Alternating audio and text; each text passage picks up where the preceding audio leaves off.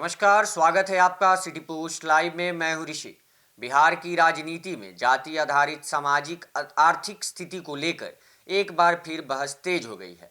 बिहार विधान परिषद में बजट चर्चा के दौरान पेश किए गए जाति सर्वेक्षण के आंकड़ों ने नई राजनीतिक हलचल पैदा कर दी है। आंकड़ों के मुताबिक राज्य में सामान्य वर्ग यानी स्वर्ण के बीच आवासहीन परिवारों का प्रतिशत अन्य कई वर्गों की तुलना में अधिक पाया गया है।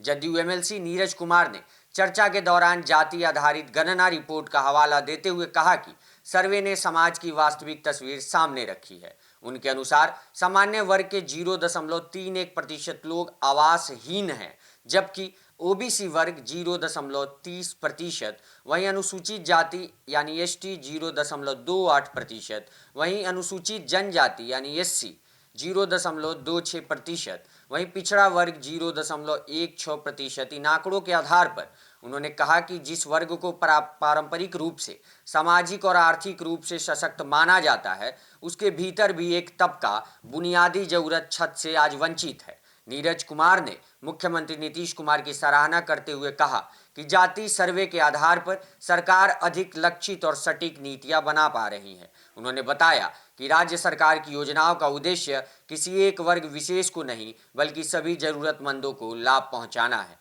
उन्होंने मुख्यमंत्री महिला रोजगार योजना का उल्लेख करते हुए दावा किया कि इसके तहत 1.81 करोड़ महिलाओं के खाते में 18,100 करोड़ रुपए की राशि हस्तांतरित की गई है। उनके अनुसार ऐसी योजनाओं का सबसे अधिक लाभ पिछड़े और वंचित वर्गों को मिला है, जिससे सामाजिक आर्थिक सशक्तिकरण को बल मिला है। वहीं सामान्य वर्ग में आवासहीनता के आंकड़ों के सामने आने के बाद बिहार स्वर्ण कमीशन ने सरकार से मांग की है कि बेघर स्वर्ण परिवारों को घर निर्माण के लिए 5 डिसमिल जमीन उपलब्ध कराए।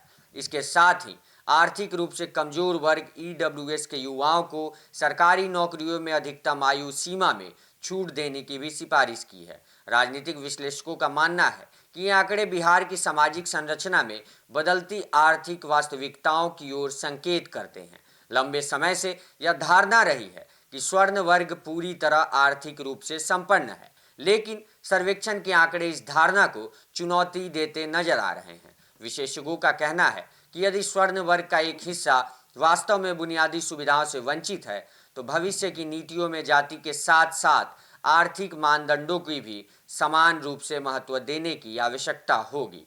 विधान परिषद में मुद्दा उठने के बाद विपक्षी दलों ने भी स्थिति पर नजरें टिका दी है। आने वाले दिनों में गरीब स्वर्ण का सवाल बिहार की राजनीति में एक अहम मुद्दा बन सकता है। अब देखना होगा कि सरकार इन आंकड़ों के आधार पर नई योजनाएं लाती हैं या मौजूदा योजनाओं में संशोधन करती है, ताकि सभी वर्गों के जरूरतमंदों लोगों को समान अवसर और बुनियादी सुविधाएं सुनिश्चित की जा सकें। आप क्या सोचते हैं इस खबर के बारे में? हमें कमेंट बॉक्स में जरूर बताएं। धन्यवाद।